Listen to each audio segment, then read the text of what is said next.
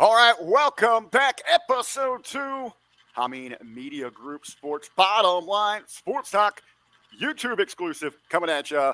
As always, I am the art of the beat of the beat, Richard Bronson Vickery. Hey, back again, but this time around, hey, I've got a new dynamic duo here with me. We're going to keep that rotating group throughout each and every episode. Hey, so get the introductions. You know the Florida man. He is familiar to the Hameen Army over there. Member of America Top Team and one of our HMG Pro handicappers, John Hartnett, baby. Florida man, how we doing? We're doing good. We're doing real good. Former member. Former member. Okay, well, you know, that's for another discussion, another show, maybe a locker room. You give us the dirt. Give us the dirt on that, and maybe a bit of a new face to many in the Hameen Army, but he's been a longtime friend of our platform. Hey, ladies and gentlemen, we got to go down this resume. He was the founder of the Gorilla Position, which was a professional wrestling site. Since sold that, he's been to work for the Miami Herald, SB Nation, Yard Barker, Total Apex Sports, the heavy bounding into sports, the fan sided. He's a beat writer for MLB. Currently covering in the NFL, the Houston Texans for Last Word on Sports. Hameen Army. Well, great honor to introduce you. I'm so thankful for so much that he's given me for my podcasting career and journalism career. Mr. Ryan K. Boman, thanks for joining us, brother. Thank you. I was fired from all those jobs, too. I just want you to let you know, guys, that. So maybe my opinion's not that great, but no, seriously, it is great to be on with you guys. Rick, you know how much I love and admire you. I love anything that you've got going on. Always got to support the Hameen Army. And it's great to meet a Florida man who seems to have some sense. Absolutely. Hey, we do have a few people there in the chat. If you have any questions, please leave us a comment. We'll try to get those up. Have these guys take care of those for you. Cover maybe if you got any questions about some of the big games coming up this weekend.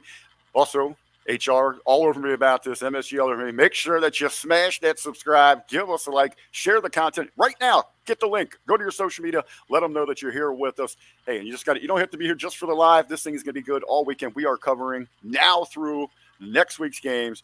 Let's jump right into it. Fans and Furious, getting after it. A lot to cover here, gentlemen. And we wanted to kick things off. We are almost there. Oh, so close on the home stretch. Just a few more weeks. The race for the MLB postseason. It is getting hot and heavy. One of the big headlines, though, and Ryan, maybe you were able to find out a line. You turned me on to this story. Man, we might be looking at history being made as this chase for the MLB postseason. Our first ever 50-50, man. Break that down for us, Ryan. Yeah, I just thought it was interesting. I believe we got Shohei Ohtani now of the Los Angeles Dodgers, who signed the massive record. Who's getting paid?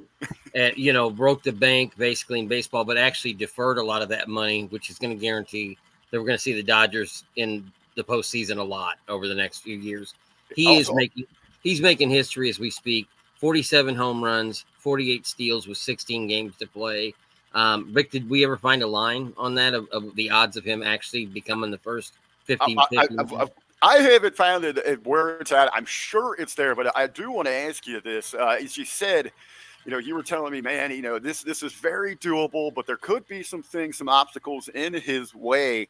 Ryan, is this something that you would think with 16 to go, would you bet the over or under that he gets to that 50-50 mark? I think that he's going to get it. I think that he will do it. I think that we are watching a once in a century type athlete right now in Ohtani. I'm no big Dodgers fan. But you have to stand up and recognize the greatness that's happening right now. Even the fact that he's even in the hunt with 16 games to play, that's a lot of baseball. I think that the couple steals, he's going to have the green light probably at any time to go ahead. They're 5 games up in the standings.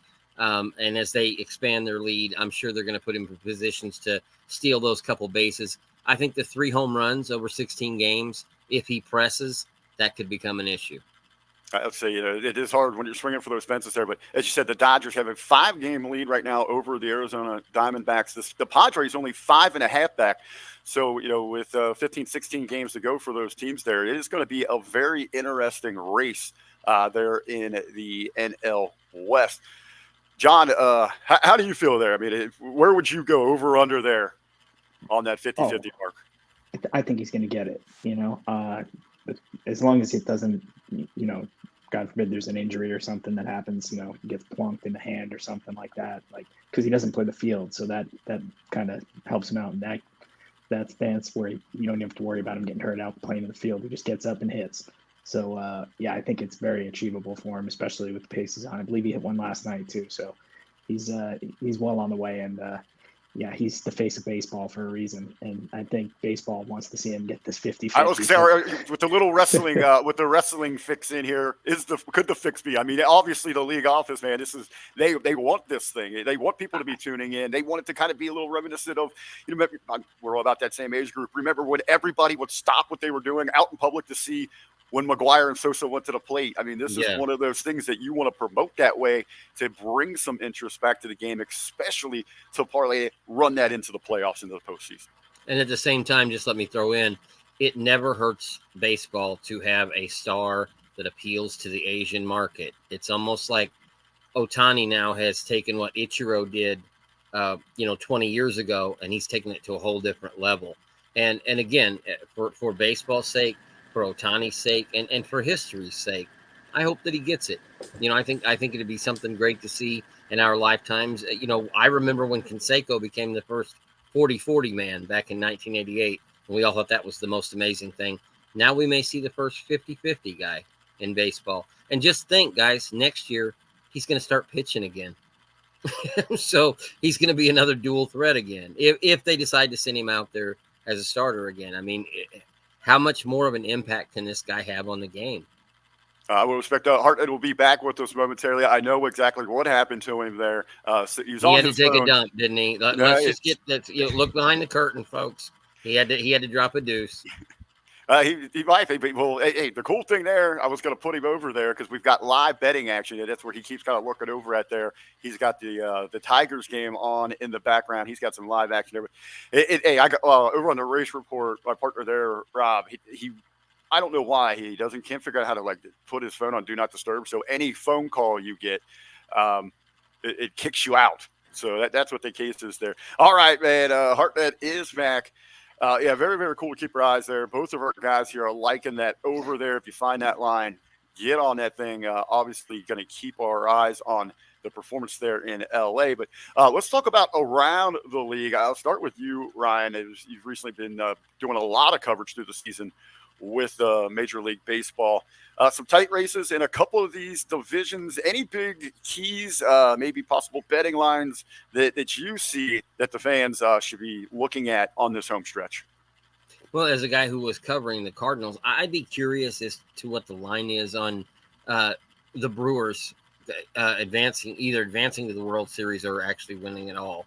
Because it just seems like a team and a division that's just sort of there for the chopping block. Wouldn't you agree? I mean, it seems like no matter who wins that division, they're not a real contender to go past the Braves or the Dodgers in the playoffs. It just seems like the teams especially in the National League, are incredibly. The very good teams are very top heavy, and even some of the teams that are going to make the playoffs, they're going to look like it's going to be child's play for some of these loaded rosters. Yeah, the Brewers going to be a little bit of a long shot there, but if you can get hot, ride that wave of momentum into the postseason. They're sitting at 83-62, an 8.5 game lead over the NL Central, which, and it pains me to say with my Cincinnati Reds in there, but as you mentioned there, Ryan, rather lackluster. In the top of the NL, the Phillies sitting there with 88 big ones. The Mets looking to get in there. They're strong. You mentioned even at 79 wins, 9 out. The Braves would be dangerous coming into that wild card factor. And what we talked about just a moment ago, that tight race in the West. So that means a lot of possibilities. And as you said, top heavy teams there in the NL. Rick, I don't want to go too far off, but you were talking about, obviously, I've been around the Cardinal situation a lot. The Reds are a team that I've always had trouble figuring out because they've got a lot of great pieces, but it just seems like they haven't been able to put it together because they seem like with players like De La Cruz, you just think that they would be more up in the hunt against a team like Milwaukee, because I don't think the Brewers are that great of a team. I don't think they stand a chance in the playoffs. But again, the rest of the division is so down that, they're able to maintain this lead. Absolutely. Hartnett, your thoughts here on the race towards the postseason for MLB there? I know you've been heavily invested, betting a lot of baseball lately. Yeah, so I mean, I just gave up a run to the Rockies here with Detroit. Well, before you jump into the exacts of the ninth, teams that you've been watching, Hartnett, can you talk about some of the strategies that you use when you're betting baseball? Because it is a different dynamic, a different animal than the popular betting forum of football. I mean, the big thing is you always got to pay attention to the bullpen. Teams with strong bullpens are always a good team to get behind, especially if they have a fresh bullpen and they're going up against a team that you think know that their bullpen is depleted from the night before. A lot of people don't look into that, but it's always an important thing to make sure you look into to see who's available out of the bullpen, who's not available out of the other side. If there's anybody that in the lineup that's hot, because streaks are a thing in baseball more than anything else. Like when somebody's hot, they're hot. When they're not, they're not. So like you want to know those things right away. You got to know who's the starting pitcher. You got to know who's available in the bullpen, and you got to know who's hot and who's not. So those are always the big things you want to check off on the list when you're picking any team at any point in time. Now, as we get down, it's just a few weeks to go before the postseason. It's tight races really across the board for both of the leagues. Is that maybe someone that's out there putting some money on these things that they should look for on this stretch? I mean, it's important. Did we see regular like sitting or missing turns in a rotation or something like that to try to rest people up? Is that going to play a factor? Yeah, I mean, so the team stay away from the chalk. I think the Yankees they're just waiting to take your money if you're betting on them. They're going to let you down. Stay away from the Yankees. Well, why is that? Because their bullpen has been imploding on them, and then Aaron Judge hasn't hit a home run in like almost 3 weeks. I think it's been like two weeks plus for him since he's hit a homer. So he's gone cold. Soto hasn't been hot, and those guys carry that lineup. So that's a case of who's hot, who's not. Those guys are not right now. So if you're not hot going into the playoffs, it's going to be quick for you. Like you guys, you're going to be out of there quick. And they're the chalk in the American League to win the pennant right now. So I would be staying away from the Yankees. Team that's always in it. They're always scrappy. They're getting one of their star players back right now, which is a big thing for them in the American League. Is Kyle Tucker's coming back for the Astros. Framber Valdez has been lights out for them. He's a great pitcher. Abreu's been a little shaky for them out of the bullpen. He's a guy that he's a landmine you might step on, but other than that, they have Josh Hader, and their bullpen is pretty solid. Their rotation's real solid. Hunter Brown, Spencer Arrighetti, they have guys that can get the job done. I like them. I think they're about plus 475 to win the pennant right now, which out of all those teams, I feel like they have a step up in the American League on them. And the National League's no different with the Dodgers. I think if you're going to bet on them, you're playing with fire with the way their starting rotation pitches. It's not good. They can score runs, but they give up a lot of runs. And for the amount of money they've spent on some of these players, it's insane. Bobby Miller's been absolutely horrendous for them. I wouldn't bet on any game of them, with Bobby Miller on the mound. Yamamoto's just coming back from an injury. Who knows what's going to happen with him?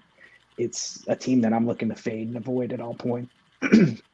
And one of the teams that's coming on that's hot right now is Arizona, and they're like plus 900 right now, and they did it last year. Torey Lovullo, great manager. They can win. They have all the tools. The hitters in their lineup, top to bottom. Ketel Marte has been absolutely phenomenal all year long, and plus 900 for the team that did it last year. That's not bad odds. And for myself as a Mets homer, they've gotten real hot lately, and they're plus 1750, I believe, right now to do it.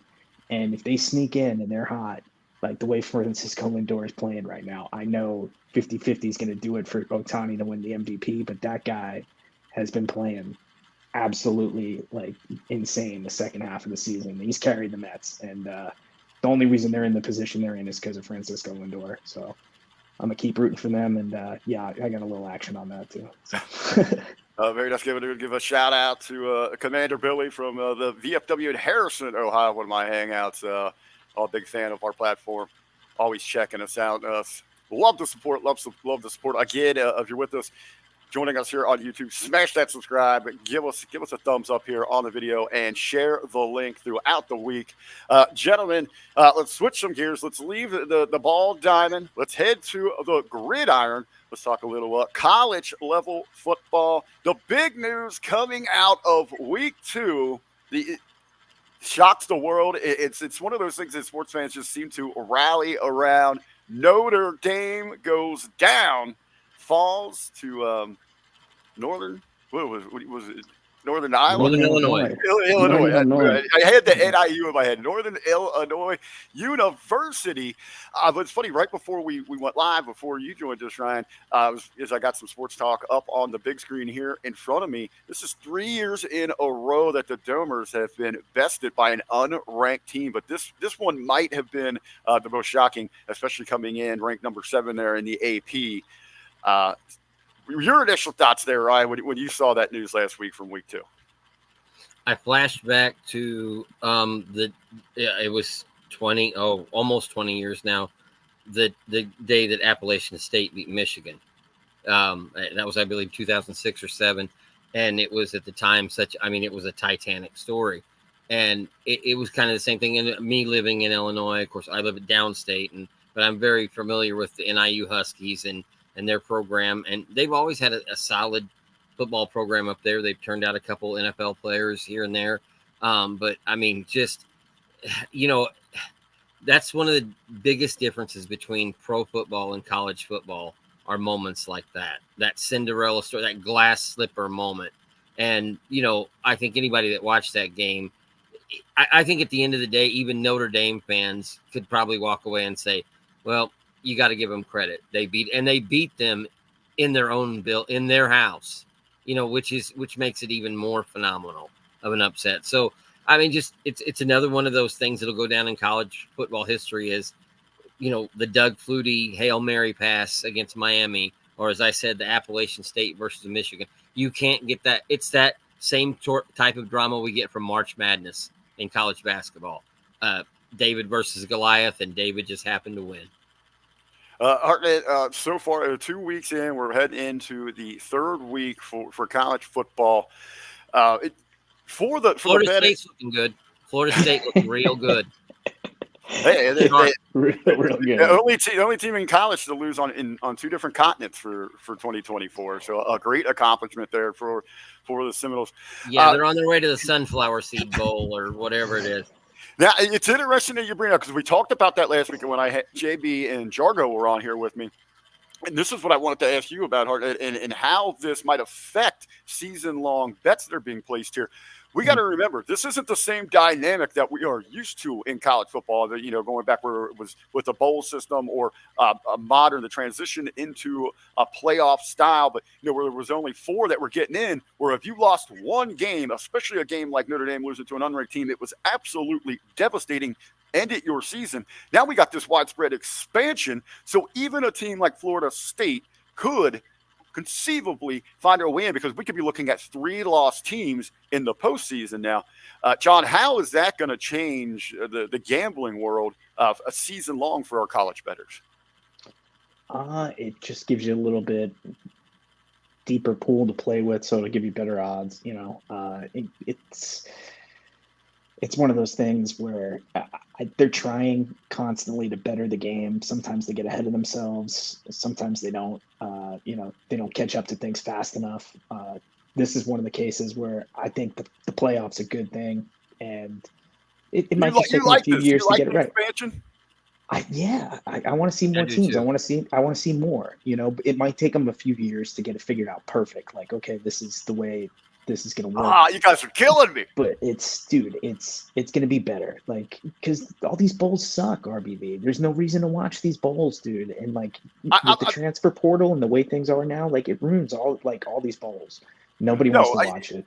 Okay, Everybody's declared out. When you have these teams playing for something, dude, I'm gonna want to watch, and then it's gonna be better football, and I think it'll be better in the long run for college football, to have more teams in it at the end. Because if you just have two teams, playing, or four teams playing, it's Hold on. it's I okay. think it's counterproductive. I'm looking at the other side of the coin here. I think, we have the same points, but we're, as we said, the counter sides of the coin. You're looking at an exciting postseason there. I think you've just completely devalued the regular season, where it was so important to win every big game. I mean, to get to the postseason, there's 4 spots that start at week 1. That's out the window now. And you were talking about college basketball. Hardly anyone cares about college basketball until March now, because the tournament has gone so big.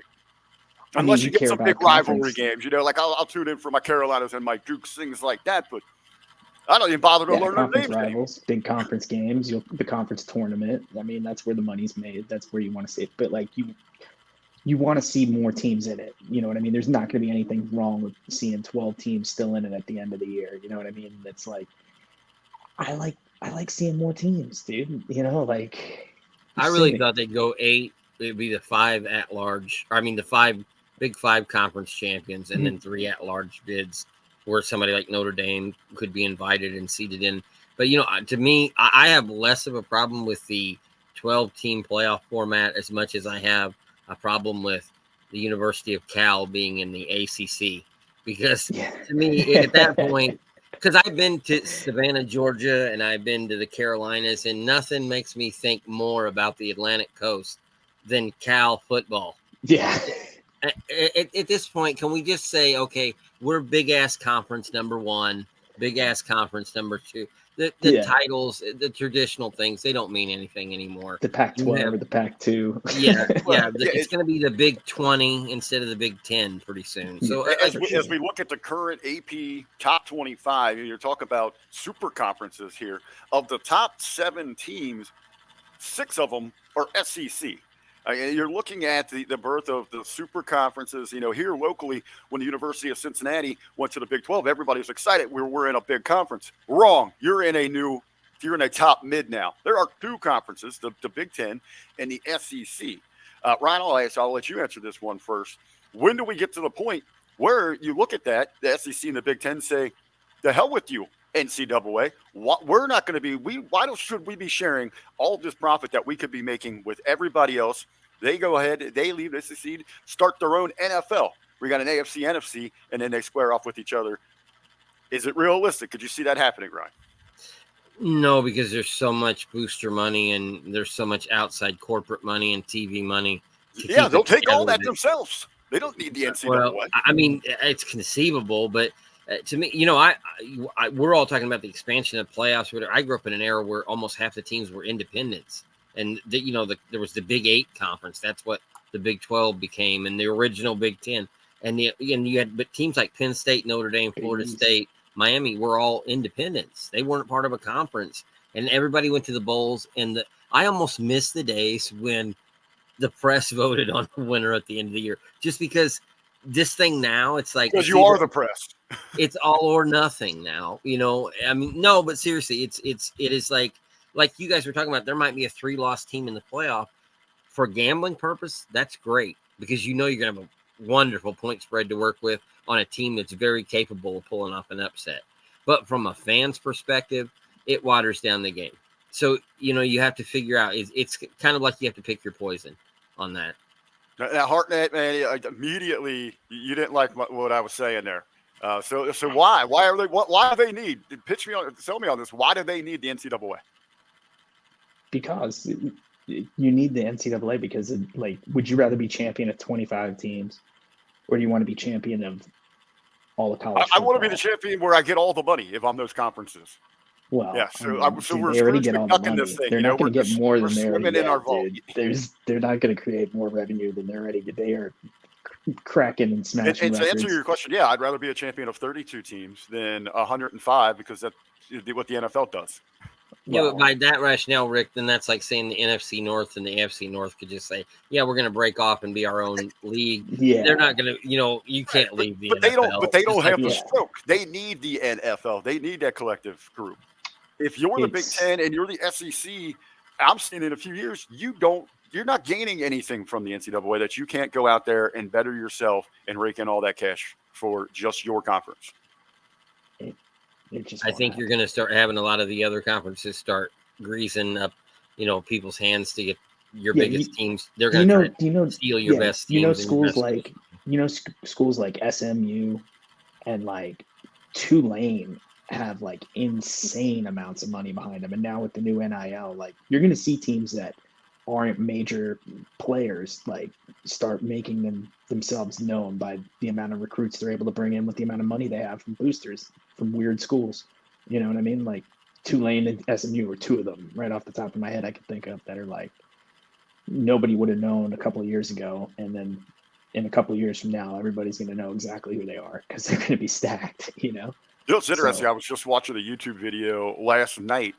Tulane was the topic. They were in the SEC and just voluntarily left quite a long time ago before any of us were born. But they had a good program, and then they just decided, they wanted to be more academic, and they actually left the SEC, which is unheard of, something like that today, to walk away from a power conference.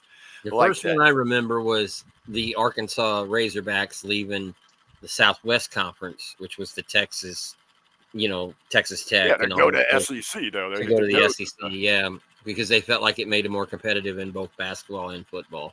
And then, there was a lot. That was a move up. Tulane was like, all right, we're leaving the big boy here. All right, gentlemen, let's talk. I'm going to let you. I've got some picks here that JB has asked me to share, but I want you to go here. What are we looking at? Big games, big bets.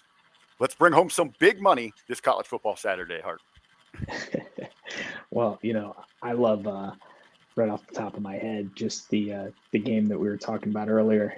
Everybody saw Notre Dame lose to the Northern Illinois Huskies, and how would you ever in your right mind want to lay 9.5 points with the Notre Dame Fighting Irish right now against the Purdue Boilermakers?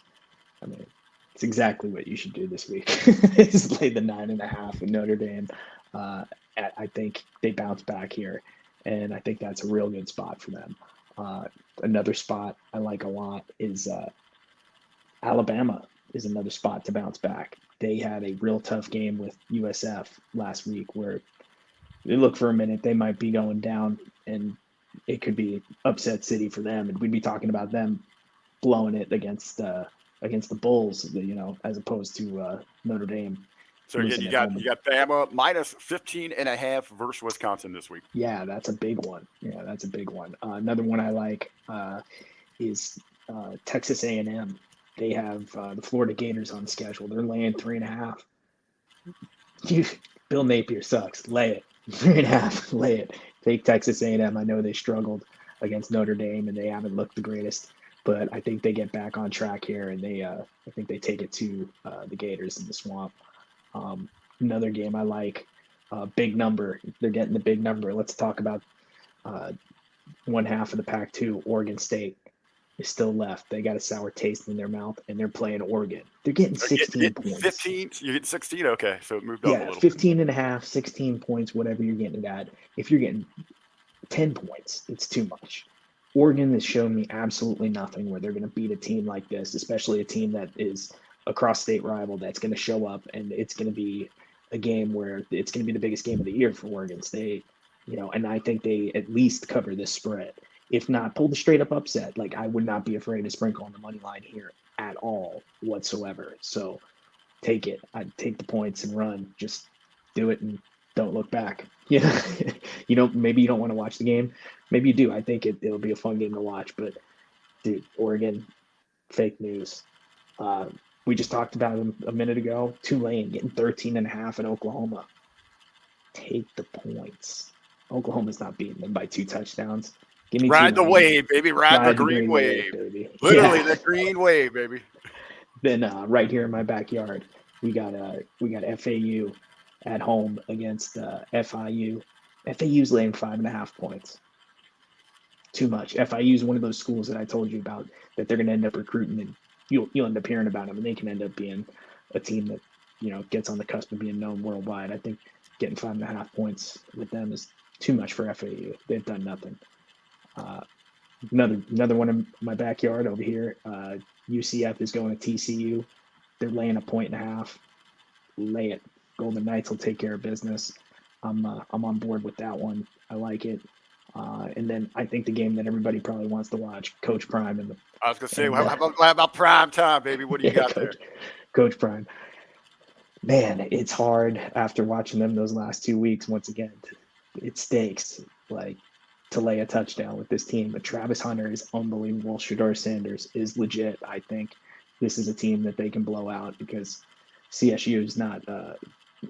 They're not exactly a powerhouse. They shouldn't be. They're not Nebraska. They shouldn't be giving Colorado that big of a problem. I think they can end up blowing them out here, and I hope for Coach Prime's sake they end up blowing them out. But those are the college games I like. Ryan, I only got one. Okay, I got one for you. Wisconsin, Alabama. The Badgers are getting 17 points at home. I'm taking the points. Oh, okay. Actually, here that actually perfect. The 2-0 Wisconsin Badgers. Right, perfect transition there. As I found JB's pick that he wants everybody to me and Army. This is his college lock of the week here from one of our other pro handicappers here at the HMG. JB is liking Alabama, Wisconsin under 50.5 points. Again, Alabama, Wisconsin under 50.5. The pick there from JB. The under definitely benefits the Badgers. If it's a slugfest, it definitely benefits Wisconsin. But if it gets to be a shootout, them 16.5, 17 points, the different spreads I've seen won't seem so big after a while. Absolutely. Always exciting. College football Saturday. Hey, but the big bucks, the big show, what everybody's here for. It's not LA night. It is the NFL. They get going Thursday night football, then a full slate on Sunday this week, and of course Monday night football. Right, I'll kick this one to you first. Man, you got a very, very cool job this season, being able to, as a beat writer, covering the Houston Texans, such a young, exciting team. I know you're specifically checking them out. I know you're going to share some details there, but your thoughts, maybe what did we learn week one from the NFL? Well, first of all, we found out Christian McCaffrey's not Superman because he got scratched right before, which was really a shocker. Everybody thought that he was going to play. He's kind of perennially, especially with the people that play fantasy football, he's the number one guy in the NFL in many ways. I think what we learned a lot is that the teams that were in the hunt last year, the teams like the Chiefs and the teams like Detroit and the 49ers, they're going to be back. I think a lot, if we judge anything off of week one, it's kind of the same old characters playing the same old parts. And we even seen it, even talking about McCaffrey, even him being out didn't stop the 49ers from looking very impressive and looking like a team that could go back to the Super Bowl again. Detroit showed a lot of toughness in week one. I think Houston showed, and we were talking about the fact that they are a great young team, but two veterans that they added during the offseason, Stephon Diggs had 2 touchdown catches. Joe Mixon ran the ball 30 times for, I believe it was 133 yards and a score. I mean, they are finding the mix. For Mixon finding some new legs down there. It was one of his biggest games those last couple seasons. And he's still 28. He's still got a couple years before he hits that dreaded 30 number for running back. They're a team now I'm hearing a lot of, and I'm probably a little biased because I'm paying more close attention to them now because that's my job. But I keep hearing more and more people saying, hey, they're a dark horse for the Super Bowl if they put it all together. They certainly have a very talented young quarterback, seems to have his head on his shoulders really well. He's become a fixture in the community. What they're building down there in Houston is something special. I think they're a year or so away. I think they're in a position like Detroit was last year. They're going to get a real taste, that whiff of a Super Bowl this year, and they'll grow from that. And we've seen that type of evolution with a lot of great teams over the years in the NFL. But as far as that, I mean, like I said, even the Ravens, I know that people are they're kind of pushing them aside. That's still a team that at the end of the year, is going to be in the hunt. I just think there's not going to be a lot of dark horses that get into the playoffs this year. I think the usual suspects will be there again in 2024. Hartnett, the Jets are the one team that intrigues me the most because I wonder if this will be Aaron Rodgers' last year of football if they don't make the playoffs. Hartnett, from the betting perspective, there, what were some big takeaways from Week 1 that might be continued trends throughout the season? Yeah, the Niners are still stinking liars, bro. Dude, Kyle Shanahan's full of shit. No, I'm no fan. I'm no fan of the Niners, but I mean, I acknowledge they're good. they've been very successful over the last. They're real good. Yeah, I can't deny them, dude. They're very good, and it's one of those things where, yeah, you can bet against them all you want. You're just gonna lose your money. Because he's a really good coach, and that team's really good. Yeah, I don't see any teams standing out to me right now that could be a surprise. I think, like Ryan said, it's gonna be a lot of the same old contenders up there.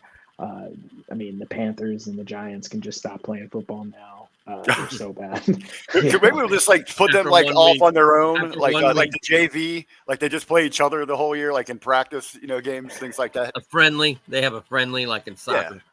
Yeah. Dude, I'm serious. Like, if you watched any of that Giants game, it was pitiful. If you watched any of that Panthers game, it was pitiful. It was so bad. Yeah. Football in New York might be worse this year than it was last year, and that's hard to believe. Because if the Jets don't play well and the Giants are just absolute garbage, it's going to be another long year in the Big Apple. Yeah, and the Jets. Well, let's get to some big picks here for this week. Ryan, is there any NFL games that you're gonna be putting that green on that you feel good with your picks? I haven't had a chance to look at the lines for the NFL this week, so let me pull some up here. And all right, and I'll defer my answer until we'll kick it over. I like to ask the Joes on here, the journalist side, what the thoughts, but we'll let the pro get things going here. Hartnett, what are you looking at for the NFL? Yeah, guys, the gambler, not me. Yeah. So I mean, we'll start with Thursday night football. I think if you're gonna watch football tonight, you're gonna watch this instead of Texas State. It's actually a good Thursday night football game for once. Usually they load up the crap on Thursday nights. This is a really good one. Bills Dolphins divisional matchup in Miami. Dude, it's hard. It is really hard to ignore the fact that the Bills absolutely own the Dolphins. So for them to be catching 2.5 points here, it's screaming to me like you got to take the 2.5 points with the Bills. Yeah, so, Bills plus 2.5 in Miami. Okay. Yeah. So rule of thumb usually for gamblers is you want to take the 2.5 and lay the 3.5 because the psychological edge on that number is, like this team's definitely going to win by at least a field goal, right? Or at least this team will keep it close within at least a field goal. They're giving me the hook, the half. They're giving the 3.5 that they're going to win by a touchdown. You know what I mean? And then if it's 2.5 and you're like, this is Miami's going to win, and they'll win by at least a field goal. Somehow, some way, the Bills are at least going to cover this number. I think they went outright. 2.5's good number to take here. It's crazy to me that people are just betting the Dolphins crazy because my number one note that I took from last year, and I'm sticking to it, is Dolphins. They can't beat good teams, and the Bills are a good team. They destroy bad teams. The Dolphins. They style very good team. They also have some of the fun bets here, some prop bets that you like for this night's game. Yeah, I think Josh Allen is going to have a really big year this year. He might not be a bad bet for MVP because I think his numbers might be insane video game numbers at the end of this year. So he has a tendency to steal all the goal line carries when they get in close. And I think tonight, big game against the divisional rival on the road, Thursday night football. He's going to take the bull by the horns, and he's going to, I think, score not one, but I think Josh Allen scores 2 touchdowns on the ground tonight. So him over 1.5 rushing touchdowns is plus 375 for tonight, and I think that's a great number. And then speaking of owning the Miami Dolphins, James Cook, he runs all over them, and he's had multiple 100-yard games against them. I think he hits the 62.5 rather easy. That's at minus 110. If you want to live crazy, you can put the two of those together. It's plus 900. So, I mean, it's not a bad look to start your week. Very, very nice. I'll let you talk about some of these other picks. I'm going to mute myself real quick. I just have to answer a phone call real quick. I'll let you run down the rest of your picks. I wanted to throw out 3, if you don't mind, Hartnett. I see the Rams plus 1.5 at Arizona. That's essentially almost like a pick 'em. I take the Rams on the road and the 1.5 points. Commanders are -2 at home against the Giants. I take the Commanders to cover the 2. And Philly is -6.5 at home against Atlanta on Monday Night Football. I'm taking the Eagles to cover the 6.5. The Atlanta game is kind of one of those ones where you wonder if the Falcons will come out and be explosive or not. But essentially it's a touchdown game. Yeah, I think the Falcons played a better defense last week than the Steelers, who I think are one of the top units in the league, and they showed that last week against the top offense that they're able to shut them down, and it was hard for Kirk Cousins to deal with. I think the Eagles' defense is really soft and weak, and I think this game is a game where their defense might really let them down, and they're going to be able to score points for sure. The Eagles can put up points, but man, I don't know if they can stop the Falcons if the Falcons are on, And the Steelers. You were talking about the Giants earlier. I think the game, if I had to take out of those three, the one, because I think Washington's a little bit better this year than some people might be giving them credit for, and especially against the Giants, only laying 2 points at home.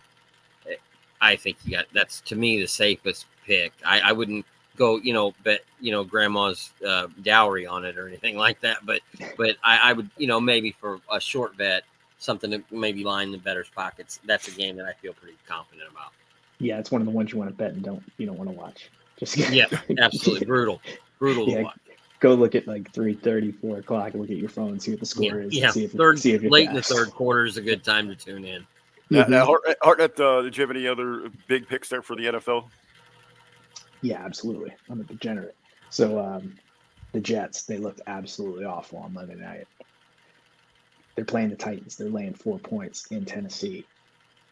The Titans, I don't know if you saw what they did against the Bears, but they lost the game and blew a game where I don't even think the Bears scored an offensive touchdown. It was pretty bad. Will Levis is not good. The Jets defense is really good, depending on how banged up they are. I don't think they're that banged up, and I think they come out and make a statement here. I think you want to lay the 4 points with the Jets on the road, which is a good spot for them. The Jaguars, absolutely love them at home. They're laying 3 now against the Browns. I think it's a smash spot right there for them to get right. The Browns suck, man. And I think Deshaun Watson he's done. There's no reason to put him back out there. Watching him and Daniel Jones last week and Bryce Young, the 3 of them. Oh, boy. Yeah, they're all going to be out of the league. Can't put your money on them, even though their defense is good.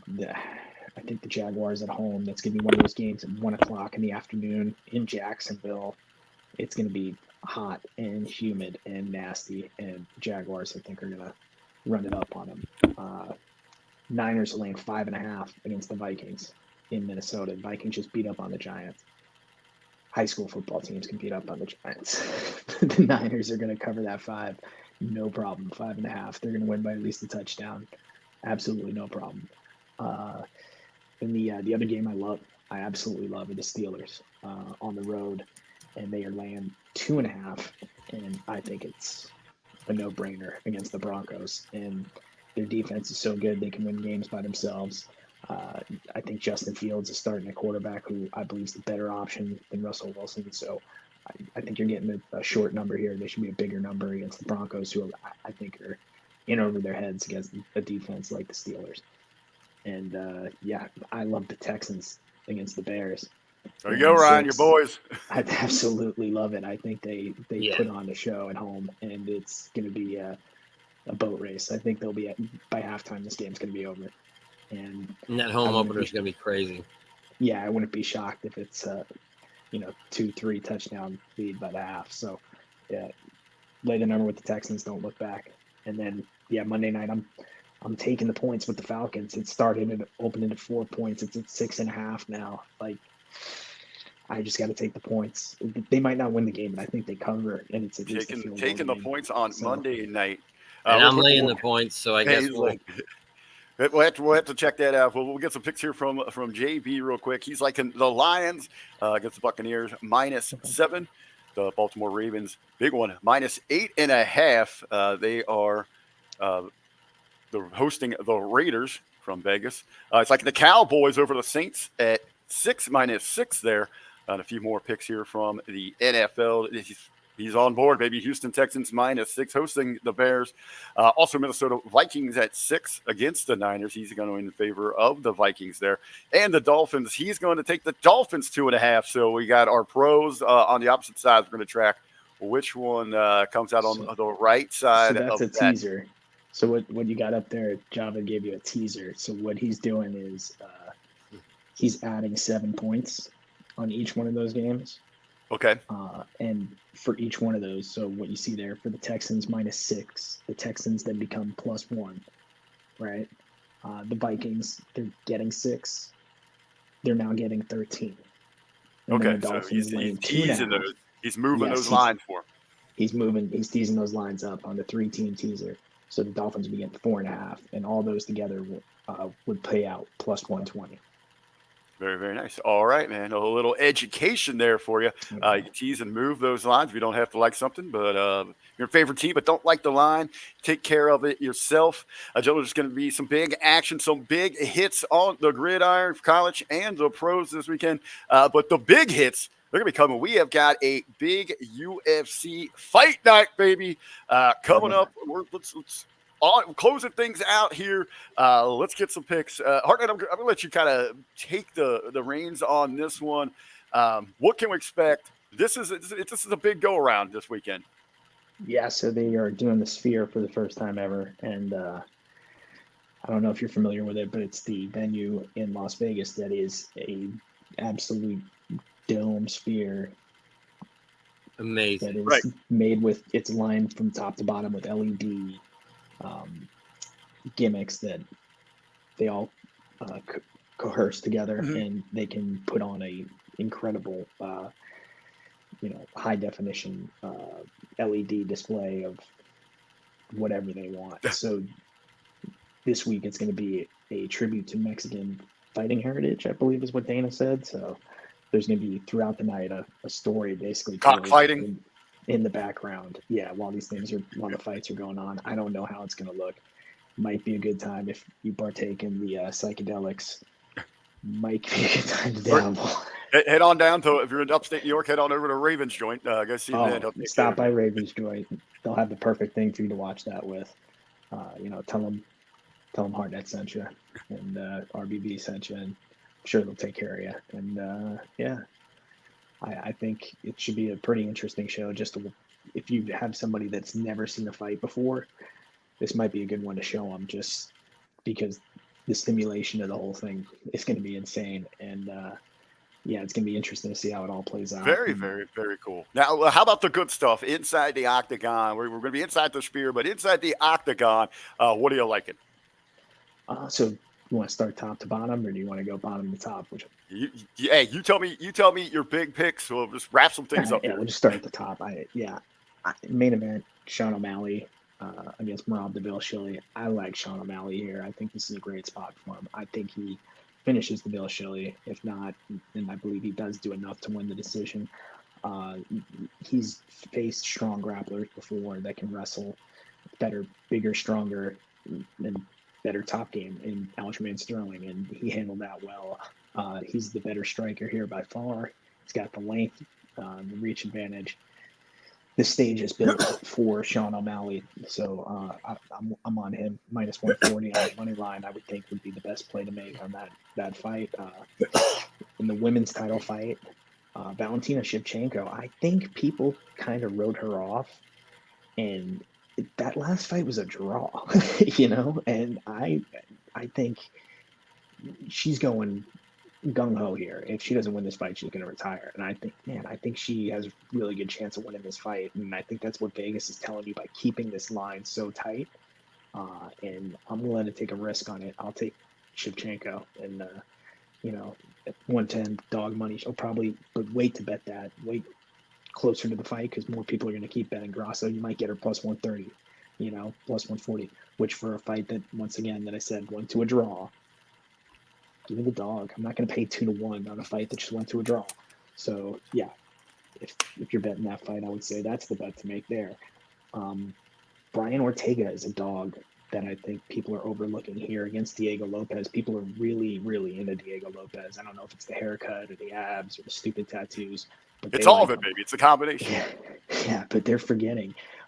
Brian Ortega was almost featherweight champion against Volkanovski, and he's really good in the scrambles. I think he's the better wrestler. He's definitely the better grappler, and people forget that he beat Yair Rodriguez, who's an infinitely better striker than Diego Lopez. So I think this matchup for Brian Ortega is an easier matchup than the Yair Rodriguez fight. So getting him at plus 145 against the guy that like all these MMA dork bettors love, give it to me. I'm taking it. I'll take the risk. Brian Ortega scrambles. He goes for the finish. There will be scrambles. Diego Lopez is going to end up probably getting his neck. I like Ortega by submission here. It's a long shot, but it's a good one. And then another dog I like is Ignacio Bahamondes, and he's on the undercard against Manuel Torres. So he's even money plus 100. He's the underdog. Longer, stronger, younger fighter. He's a good striker, good wrestler, good grappler, well-rounded. So I like him to pick up the win there. So those are the fights I like. Very, very nice. I've also got here, we go back to my brand. I was scrolling around for JB. He's going with the one big pick there is Marab. I'm not even going to try that one. But all right, Hartnett's the Vishali. All right, Hartnett's not a fan of that pick there. So that's another one where our pros are. It's he's the better wrestler, and on paper he can smother Sean O'Malley, but I just think the fights O'Malley's had with Aljamain Sterling and Peter Yan have shown you exactly how he's going to win this fight, and he's either going to be able to win by scoring enough at distance, by being the only one that's going to strike, because Merab's not going to land strikes, dude. He's going to have to dominate the grappling for 5 minutes every round to win the round, because O'Malley's getting up and tagging him a couple times. These judges, the way they score these fights, I'm telling you right now, he's gonna take rounds, and I think he chins him. He's gotten hit a lot. Merab is not a high IQ. He's gotten clipped by Marlon Moraes and guys that I think are not as skilled and sharp as Sean O'Malley. Definitely not as long and definitely not as in their prime as O'Malley is right now. So I think this is probably the best number you're going to get on O'Malley in a while. So a lot to look forward to.